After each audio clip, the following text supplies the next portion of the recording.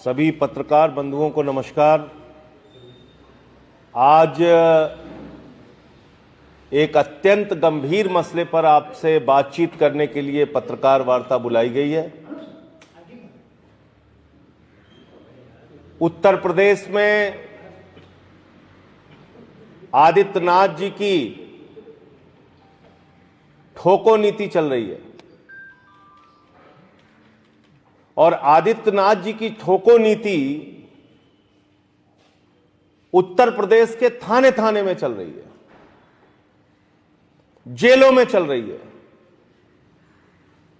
और ये मैं बहुत साफ तौर पे कहना चाहूंगा और आंकड़ों सहित कहना चाहूंगा कि उत्तर प्रदेश के थाने आदित्यनाथ जी के राज में हिटलर के यातनागृह बन गए।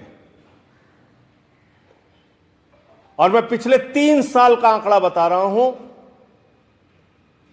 कस्टडी में होने वाली डेथ 1318 है। पूरे देश में सबसे ज्यादा कस्टोडियल डेथ, कस्टडी में डेथ, पुलिस हिरासत में डेथ का मामला, मौत का मामला, हत्या का मामला उत्तर प्रदेश में हुआ है। और ये मैं कुछ आंकड़े आपको पढ़ के सुना रहा हूं। यह 18 फरवरी 2020 को देवेंद्र कुशवाहा, इसको ललितपुर डिस्ट्रिक्ट में थाने के अंदर मार दिया गया। यह 21 फरवरी 2020 को विवेक कुमार वर्मा लखीमपुर खीरी में थाने के अंदर मार दिया गया। यह 10 मार्च 2020 को सितार सिंह सहारनपुर डिस्ट्रिक्ट में थाने के अंदर पीट के मार दिया गया। अनिल कुमार 35 साल का नौजवान 20 मार्च 2020 को कन्नौज के अंदर पीट के मार दिया गया थाने के अंदर। मिठाई लाल रानीगंज प्रतापगढ़ में 13 जून 2020 को थाने के अंदर पीट के मार दिया गया। मोहित कुमार 19 साल का दलित समाज का बच्चा 29 अगस्त 2020 को लालगंज पुलिस थाने के अंदर रायबरेली में पीट के मार दिया गया। वाजिद अली श्रावस्ती में 4 सितंबर 2020 को थाने के अंदर पीट के मार दिया गया। शमशेर गाजियाबाद में थाने के अंदर पीट के मार दिया गया। सूरज पांडे 22 साल का नौजवान 12 नवंबर 2020 को थाने के अंदर पीट के मार दिया गया उन्नाव में। विद्याराम यादव ये बदायूं के अंदर थाने के अंदर पीट के मार दिया गया। ये सोमदत्त खुर्जा डिस्ट्रिक्ट थाने के अंदर पीट के मार दिया गया। बुलंदशहर में खुर्जा थाने के अंदर बुलंदशहर डिस्ट्रिक्ट में। इसी प्रकार से अभिषेक ये थाने में पीट के मार दिया गया। मऊ डिस्ट्रिक्ट का मामला है। रोशनलाल लखीमपुर खीरी का मामला है। 22 साल का लड़का 31 मार्च 2020 को थाने के अंदर पीट के मार दिया गया। निशु चौधरी 21 साल का नौजवान जालौन डिस्ट्रिक्ट में थाने के अंदर पीट के मार दिया गया। पिंटू दिवाकर 25 साल का नौजवान फिरोजाबाद डिस्ट्रिक्ट में थाने के अंदर पीट के मार दिया गया। और ये Prabhas Tiwari Hargaon police station Sitapur district में 25 साल का नौजवान, ये थाने के अंदर पीट के मार दिया गया। और ऐसी तमाम लिस्ट है। ये 2019 की लिस्ट है। पिछले 3 साल के अंदर उत्तर प्रदेश में 1318 लोगों की मौत, हत्या थाने के अंदर, जेलों के अंदर, हिरासत के अंदर आदित्यनाथ जी के राज में कर दी गई। कोई जवाबदेही सरकार की नहीं है। किसी भी प्रकार की जवाबदेही सरकार की नहीं है। और मैं कहना चाहता हूं कि इसमें नाम आप पढ़िएगा। जो सरकार हिंदू मुसलमान करती है, नामों को आप पढ़िएगा। इसमें ज्यादातर पिछड़े समाज के लोगों को पकड़ पकड़ के थाने में पीट पीट के मारा गया है। दलित समाज, पिछड़े समाज के लोगों को पीट पीट के उनकी हत्या की गई। हिंदू मुसलमान का खेल करते हैं। ये जितने नाम पढ़े मैंने, कितने इसमें हिंदू हैं, कितने मुसलमान हैं? आदित्यनाथ जी जवाब दीजिए इसका। उत्तर प्रदेश में खुद मुख्यमंत्री होकर चारों तरफ आप जहर फैलाते रहते हैं। हिंदुओं के बच्चों को, दलितों के, पिछड़ों के बच्चों को पकड़ पकड़ के थानों में मार दिया गया, उनकी हत्या कर दी गई। कौन जवाब देगा इसका? आम आदमी पार्टी की सरकार बनेगी तो इन सारी कस्टडी में हुई डेथ्स की जांच कराई जाएगी, सीबीआई से जांच कराई जाएगी और इन तमाम दोषियों को, गुनहगारों को जेल के शिक्षों के पीछे भेजा जाएगा, इनको सजा दी जाएगी। अभी जो ताजा मामला हुआ है उसको बताना चाहूंगा। आपको याद होगा 12वीं में पढ़ने वाला प्रभात मिश्रा, जिसके विरुद्ध एक भी एफआईआर दर्ज नहीं था, फर्जी इनकाउंटर में मार दिया गया। इंद्रकांत त्रिपाठी गिड़गिड़ाते रहे, रोते रहे, एसएसपी ने उनकी हत्या करवा दी। एसएसपी फरार है, पाटीदार। मनीष गुप्ता व्यापारी पीट के पुलिस वालों ने मार दिया गोरखपुर में। अरुण वाल्मीकि आगरा में सफाई मजदूर पीट के थाने में पुलिस वालों ने मार दिया। अल्ताफ कासगंज में पीट के थाने के अंदर पुलिस वालों ने मार दिया। और अभी कानपुर का मामला आया, कल्याणपुर क्षेत्र का, वहां पर जितेंद्र श्रीवास्तव नाम के एक नौजवान को पुलिस पकड़ कर ले जाती है और पीट पीट के उसको मार देती है। तो आज मैं मांग करता हूं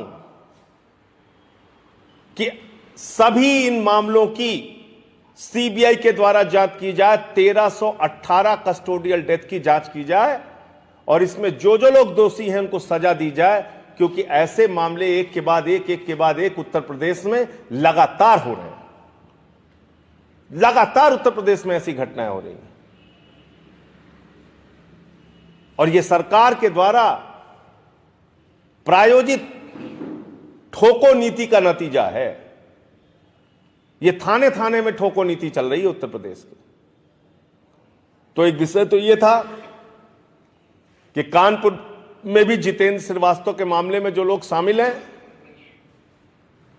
उसकी पूरी गहनता से जांच कराई जाए और उनको सख्त से सख्त सजा दी जाए। नंबर 1, जितने भी ये 1318 कस्टोडियल डेथ हुई है इसके लिए एक सीबीआई इंक्वायरी कराई जाए और जो भी इसमें पुलिस वाले शामिल हैं, जो भी लोग इसमें शामिल हैं, जो भी अधिकारी इसमें शामिल हैं, उनको जेल के शिक्षों के पीछे होना चाहिए।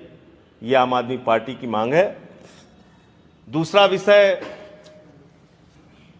कल आप सब लोगों ने देखा होगा कि हमारे मुख्यमंत्री जी चुनाव लड़ने से पहले ही पैदल कर दिए गए। चुनाव लड़े नहीं, उनको छोड़ दिया गया बीच मझधार में। आलीशान गाड़ी में देश के प्रधानमंत्री बैठ के चलते हैं, उनकी गाड़ी खाली होती है और उसके पीछे 24 करोड़ लोगों के द्वारा चुने गए मुख्यमंत्री उत्तर प्रदेश के, जो देश के सबसे बड़े सूबे के मुख्यमंत्री हैं, योगी आदित्यनाथ जी गाड़ी के पीछे पीछे चल रहे हैं। मेरे आदित्यनाथ जी से 1000 मतभेद हो सकते हैं, लेकिन वो देश के सबसे बड़े सूबे के मुख्यमंत्री हैं, 24 करोड़ जनता के मुख्यमंत्री हैं। उनको चुनाव से पहले पैदल कर दिया मोदी जी ने, पीछे पीछे चल रहे हैं वो गाड़ी के।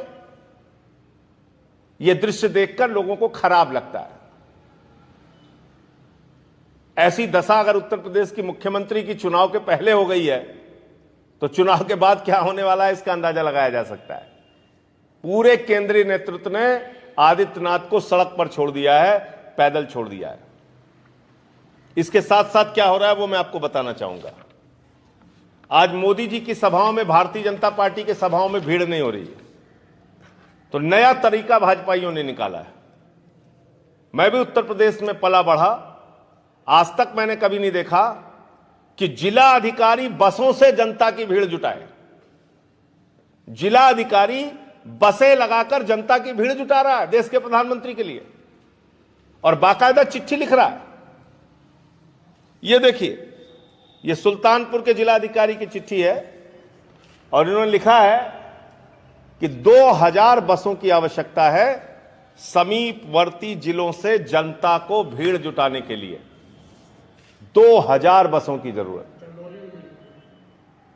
2000 बसों की जरूरत। ये किस अधिकार से उत्तर प्रदेश की सरकार प्रधानमंत्री के कार्यक्रम में हजारों बसें लगाकर भीड़ इकट्ठा कर रही है? आज मोदी जी को सुनने कोई नहीं आ रहा है। आज महंगाई के कारण भीड़ नहीं इकट्ठा हो रही है आपकी रैलियों सभाओं में, तो आप सरकारी पैसे से, जनता के टैक्स के पैसे से, जो पैसा उत्तर प्रदेश की जनता ने अस्पताल बनाने के लिए, स्कूल बनाने के लिए, सड़क बनाने के लिए, बिजली पानी के लिए आपको दिया है, वो पैसा आप भीड़ जुटाने के लिए इस्तेमाल कर रहे हैं। ये मोदी जी की रैलियों के लिए पैसा दिया गया है। दूसरी ये चिट्ठी है महोबा के जिलाधिकारी की। ये कोई योजना का शुभारंभ करने के लिए 19 नवंबर को आ रहे हैं प्रधानमंत्री मोदी जी, और ये वही जल जीवन मिशन है जिसमें हजारों करोड़ के भ्रष्टाचार का मामला मैंने उठाया था, प्रमाण सहित, जिसमें लोकायुक्त का नोटिस भी हुआ है। और आप देखिए इसमें भी 1600 बसें उत्तर प्रदेश की जनता की गाढ़ी कमाई के पैसे से मंगाई जा रही हैं मोदी जी के लिए भीड़ जुटाने के लिए। यह सिंचाई विभाग का पैसा इसमें लगाया जा रहा है। यह उत्तर प्रदेश की जनता का पैसा है। वो किसी विभाग में जो पैसा है वो उत्तर प्रदेश की जनता का पैसा है। तो यह किस अधिकार से किया जा रहा है? मैंने तो आज तक नहीं देखा कि 2000, 1600, 1500 भीड़ इकट्ठा करने के लिए बसें लगाई जाएं। आदित्यनाथ जी, जो उत्तर प्रदेश के खजाने में पैसा है, यह भारतीय जनता पार्टी का खजाना नहीं है, यह उत्तर प्रदेश की जनता की गाढ़ी कमाई का पैसा है। इन पैसों से रैलियां करना बंद कीजिए। 40 लाख रुपए अमित शाह की रैली सभा कार्यक्रम में आजमगढ़ के अंदर निकाल लिया जाता है। तो अगर भारतीय जनता पार्टी जो पूंजीपतियों की पार्टी है, हजारों करोड़ रुपए चंदा अपने अकाउंट में रखती है, अगर वो बिल्कुल कंगाल हो गई है तो लोगों से चंदा ले लो, लेकिन उत्तर प्रदेश की जनता का पैसा, उत्तर प्रदेश की जनता के टैक्स का पैसा प्रधानमंत्री मोदी की रैली में खर्च नहीं होना चाहिए। ये बिल्कुल गलत काम किया है और इस पर कार्रवाई होनी चाहिए। किस अधिकार से इन्होंने ये काम किया है? मुझे इन दो विषयों पर अपनी बात कहनी थी।